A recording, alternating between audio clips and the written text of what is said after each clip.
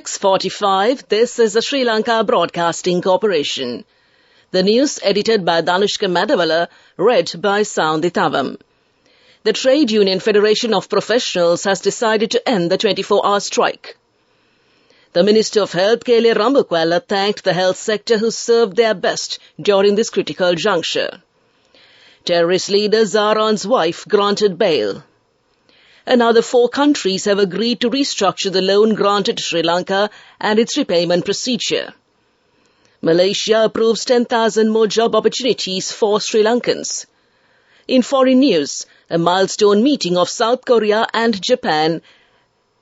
And in sports, 139th Battle of the Blues will kick off today. The Trade Union Federation of Professionals has decided to end the 24-hour strike action carried out by them. Meanwhile, the Government Medical Officers Association and several other trade unions have confirmed this action. Meanwhile, the government says many public sector institutions were operative yesterday to provide services to the people, despite the 24-hour token strike launched by the Professionals Trade Union Alliance. The chairman of the Sri Lanka Transport Board, Lalit Dialvis, has confirmed that all 170 pods were operating as per the regular timetable. Meanwhile, the General Manager of the People's Bank, Clive Fonseca, confirmed that nearly 300 out of the 340 branches were fully functional. The General Manager of the Bank of Ceylon confirmed that over 200 branches island-wide were operating as usual, unaffected by the token strike. The Minister of Health, Kele Rambukwala, thanked the health sector who served their best during this critical juncture when a group of doctors and health officials went on a token strike yesterday, affecting the innocent patients. As of this time, most of the health trade union members are back to work as usual. The minister also thanked those trade unions who called off their strike and came back to work. The public suspect that a political party is behind this sabotage activity, putting the innocent patients in danger. Minister Ali Sabri said Pakistan, Saudi Arabia, Hungary and Kuwait have agreed to restructure the loan granted to Sri Lanka and its repayment procedure. The minister also said these countries have given a certificate to the IMF in this regard. The minister thanked these countries for coming forward to help Sri Lanka at this crucial juncture. The Minister of Labour and Foreign Employment, Manusha Nanayakara, said that the government of Malaysia has approved an additional 10,000 jobs for Sri Lankan migrant workers. Accordingly, an additional 10,000 job opportunities as security personnel have been secured for Sri Lankans, apart from the existing job quota, which was previously approved through the G2G agreement between the two countries. The minister also revealed that for the first time in the island nation's history, the Sri Lanka Bureau of Foreign Employment has registered and facilitated over 300,000 migrant workers. This is the news broadcast coming to you from the Sri Lanka Broadcasting Corporation. Fatima Hadia, the wife of the 2019 Easter Sunday attack mastermind Zaran Hashim, has been released on conditional bail by the Kalmune High Court. Abdul Qadir Fatima Hadia had been released after being in remand custody for a period of 4 years since the 2019 Easter Sunday attacks. Hadia was arrested after the blast that took place in Saindamandaru days after the Easter Sunday terror attacks in April 2019. The Criminal Investigation Department has obtained an order under the Prevention of Terrorism Act to detain and interrogate the 2 notorious drug dealers, Nadun Chintaka alias Harakkata and Salindu Malshika alias Kudu Salindu, for a period of 90 days. The criminal duo were repatriated to the island from Madagascar yesterday. The CID dispatched a team comprising an Assistant Superintendent of Police and an Inspector of Police of the CID and 2 Special Task Force personnel to Madagascar earlier this week to repatriate the Sri Lankan drug kingpin Harakkata and his infamous accomplice Kudu Salindu, who were arrested while on a visit to the Indian Ocean island off the southeastern coast of Africa. After being extradited from Madagascar, the criminal duo were brought to India's Mumbai International Airport via Nairobi, Kenya, and were supposed to be repatriated to Sri Lanka on Tuesday. The CID team was forced to defer the repatriation by 1 day due to a flight delay. That concludes local news. The main news story is brought to you by Siddhalepa Vedamahatmya. The Chinese embassy yesterday handed over a donation of material to the government of Sri Lanka as a donation for the production of police uniforms. The President's media division says the donation was made by the ambassador of China to Sri Lanka, Kui Zeng Hon, to the Minister of Public Security, Tiran Alas. This donation was made at the Presidential Secretariat in the presence of President Ranil Wickremesinghe. The Chief of Staff and Senior Advisor to the President on National Security, Sagala Ratnayaka, and the Secretary to the President, Saman Ekanayaka, were also present at this event and came to you in the main news story. The main news story was brought to you by Siddha Lepa Vedamahatmya. Watch Live is brought to you by CIB New Year Bonanza. Special gifts and vouchers available till the 10th of April. Special discounts up to 20% on bank cards. CIB, excellence in customer care.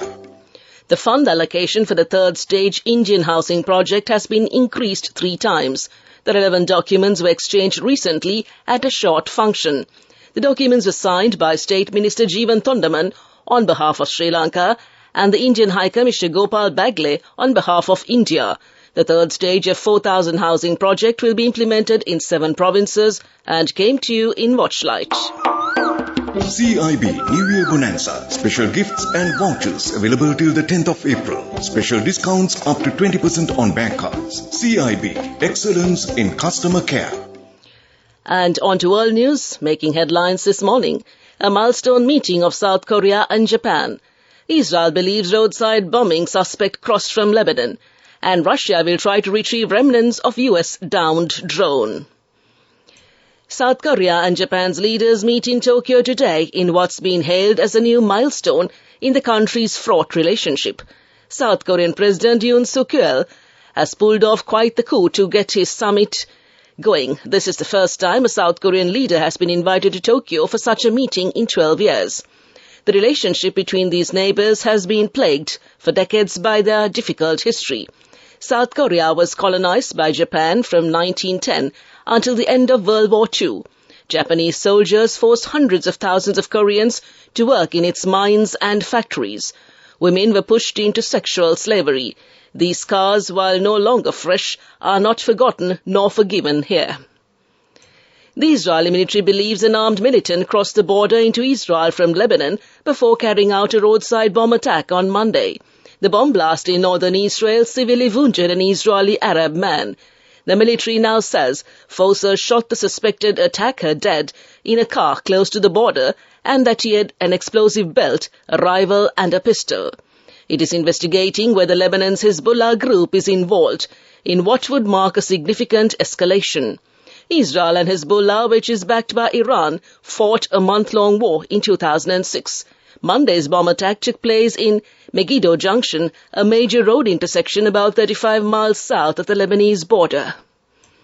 Russia said on Wednesday that it would try to retrieve the remnants of a US drone that crashed into the Black Sea. The large MQ-9 Reaper drone plunged into the water on Tuesday. The US said it brought down the damaged drone after it became unflyable when a Russian jet clipped its propeller, but Moscow has denied these claims. Speaking on state television, Russian Security Council Secretary Nikolai Patrushev confirmed Moscow was attempting to find the aircraft. He also said that the drone's presence in the Black Sea was confirmation that the US was directly involved in the war. Senior Washington official John Kirby said the US was also searching for the aircraft, but stressed that if Russia beat them to it, their ability to exploit useful intelligence will be highly minimized. And back to the headlines of the world news. A milestone meeting of South Korea and Japan. Israel believes roadside bombing suspect crossed from Lebanon. And Russia will try to retrieve the remnants of the US downed drone. That concludes this bulletin of world news. Development News. Citizens Development Business Finance PLC created a revolutionary chapter in its history when it ceremonially opened its wholly owned state-of-the-art regional office in Kurunegala yesterday. Founded on its strategic compass of embracing a sustainability-embedded business model that intertwines a digitally driven ecosystem reflective of emerging business requirements, the Kurunegala Regional Office now sets the benchmark higher in customer service excellence. The architect-designed purpose-built complex will house a modern training and development facility which, given CDB's committed focus to creating a winning team through constant upskilling, will be the training hub for all regional branches, and came to you in development news.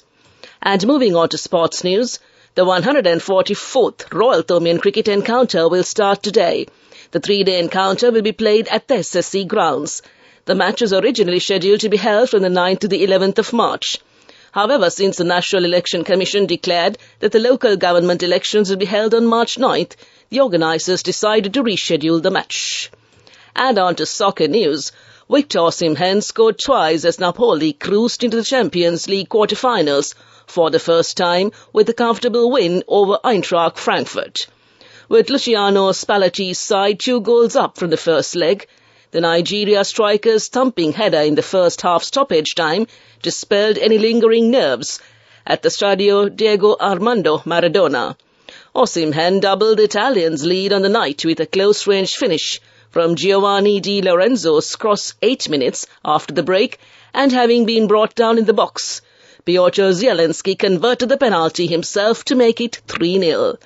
All that came to you in sports news. We take a look at business news next. Sneha Sedayada from NSB. NSB is proud to present the NSB Hapan account with a deposit of 2,000 rupees for all children born in March 2023 from NSB. Business news. Sponsored by National Savings Bank, the safest place for your money. Electronics giant Samsung says it plans to invest around 300 trillion over 20 years in South Korea's government's push to develop a mega semiconductor hub in the country. This will be put towards building 5 chip factories. Samsung is the world's biggest maker of memory chips, smartphones and TVs. Under the official plan, companies in high-tech industries will be offered incentives like expanded tax breaks and infrastructure support, and came to you in business news. Business news. Sponsored by National Savings Bank. Sneha Sedayada from NSB. Commemorating International Women's Day and their 51st anniversary in March, NSB is proud to present the NSB Hapan account with a deposit of 2,000 rupees for all children born in March 2023. Enjoy a host of benefits throughout March. A tribute to motherhood and our future generation from NSB. Economic news, courtesy of LONC Finance is taking the power of innovation to the next level, winning 5 golds at the Technovation Awards 2022, leading the digital revolution with cutting-edge interbanking digital payments. LONC Finance claims the overall gold award, whilst also claiming an extraordinary victory in digital banking.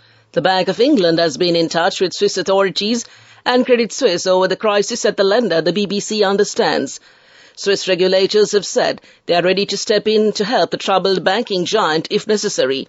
Investors who had already been spooked by the US bank failures are concerned about the state of Credit Suisse. Shares in the bank plunged 24% to a record low after it said it had found weakness in its financial reporting. The worries spread across share markets, with all major indexes falling sharply on Wednesday. The Swiss National Bank and Swiss Financial Market Supervisory Authority sought to calm those fears, saying they were ready to help Credit Suisse if necessary. And that's economic news. LONC Finance is taking the power of innovation to the next level, winning 5 golds at the Technovation Awards 2022, leading the digital revolution with cutting-edge interbanking digital payments. LONC Finance claims the overall gold award, whilst also claiming an extraordinary victory in digital banking. LONC Finance will continue to innovate with the next generation digitalization of financial services, delivering a superior customer experience. Weather report. The atmospheric conditions are getting favourable for afternoon thunder showers in most parts of the island. Showers or thunder showers will occur at several places in the western, Sabragamur, north central, northwestern and Uva provinces, and in the Gaul, Martara, Kandy, Noor Elia and Mannar districts during the afternoon or night. Fairly heavy rainfall of about 75 millimeters is likely at some places in the above areas. Several spells of light showers may occur in the coastal areas of the eastern province. To conclude this bulletin of news,